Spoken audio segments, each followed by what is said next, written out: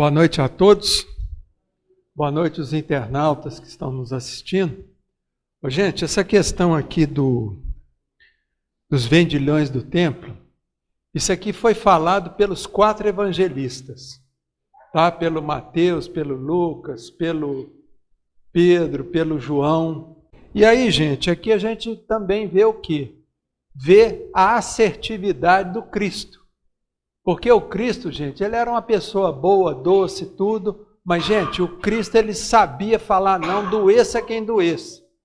Doesse a quem doesse. O Cristo nunca preocupou em agradar ninguém, tá? Ninguém. E isso a gente via também no Chico, aqui, ó, que a gente conviveu um pouco com ele. E o Chico também, ele era uma pessoa boa, caridosa, doce, mas quando tinha que falar um não, ele rasgava um não sem dó.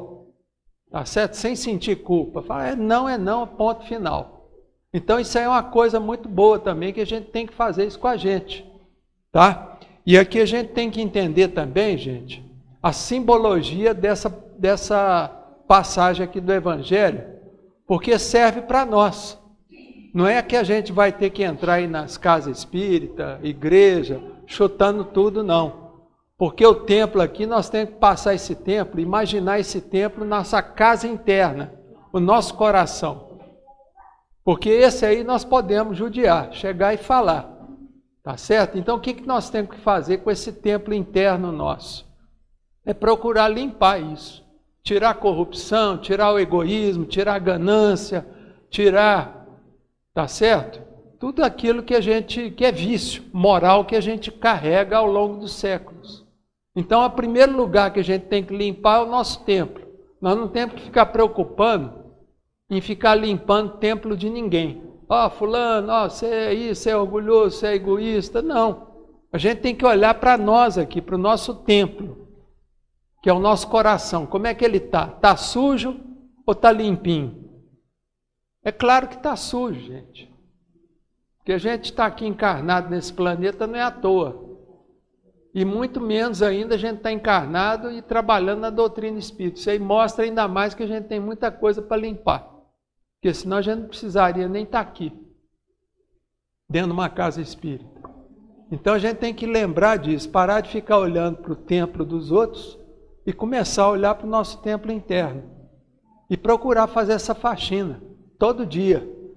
Tá certo? Todo dia, a hora que a gente for deitar, a gente faz um exame de consciência, como recomendava o nosso Santo Agostinho, para ver como que a gente passou aquele dia, se a gente combateu o orgulho, se a gente foi mais humilde, se a gente foi menos egoísta, tá certo?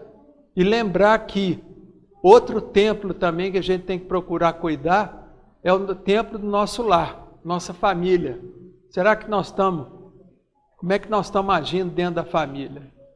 Porque é dentro da família que a gente tem o quê? Tem as situações mais difíceis, é no nosso núcleo familiar. Então é ali que a gente tem que trabalhar paciência, humildade, tá certo? Porque não é fácil. Porque muitas vezes a gente vai para a rua, tudo, a gente é uma pessoa afável, tudo, uma hora que chega em casa a gente está sempre procurando descarregar aquelas frustrações que a gente segura lá fora, dentro ali da família. Você vai implicar com a esposa, é a esposa que implica com o marido, é o filho ali, ó, que chega em casa cuspindo marimbondo, achando que tem que todo mundo aguentar as coisas que a pessoa, as frustrações que a pessoa tem. Então a gente tem que cuidar dessas coisas. A gente tem que procurar olhar para dentro de nós. Como é que nós estamos indo? Como é que o nosso templo interno ele está? Tá certo? Mas voltando aqui para o Evangelho, é lembrar que o Cristo, ele sabia falar um não. Ia lá, não aceitava aquele tipo de coisa, foi lá e brigou tudo. E aqui no Evangelho mostra que o Cristo foi lá, parece que derrubou as coisas, tudo, derrubou, jogou tudo no chão, soltou os passarinhos, soltou os cordeirinhos. Tá? E o pessoal aproveitou ali e fez uma bagunça danada dentro do templo. E ali, é claro, a culpa caiu sobre o Cristo mesmo. Ali o pessoal do Sinédrio, lá do templo, os fariseus falaram, bom, esse aí nós vamos ter que segurar ele.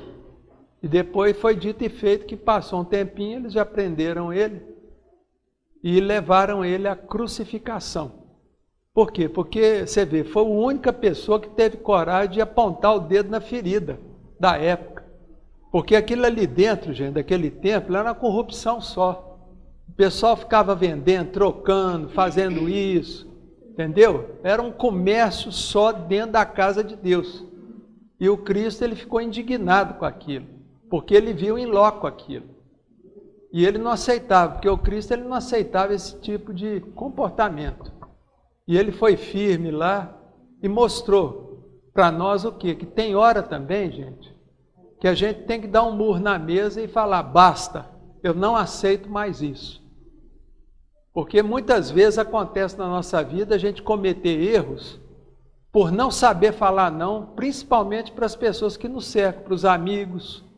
Então você vê muita gente entra no caminho aí da droga, a usar droga, por quê? Porque não sabe falar não para amigo. O sujeito começa a beber porque não soube falar não para os amigos, ficava chamando ali, ó, vamos tomar uma pinguinha, tal, usar uma droga, usar uma maconha. Então, quer dizer, então nós temos que saber falar não. Igual Cristo soube. Ele chegou lá e já quebrou o pau, falou, não aceito isso. Então, quer dizer, ele foi firme, embora ele fosse uma pessoa boa.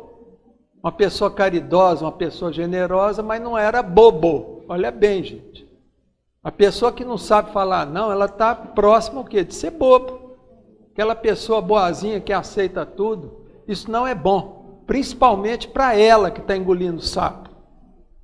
É aquela pessoa que fala sim querendo falar não. Está engolindo sapo. E aquilo ali tem um custo até para a saúde da pessoa. Porque a pessoa vive magoada. Porque ninguém dá valor nela. Tá certo? E não dá mesmo, porque ninguém dá valor em bobo.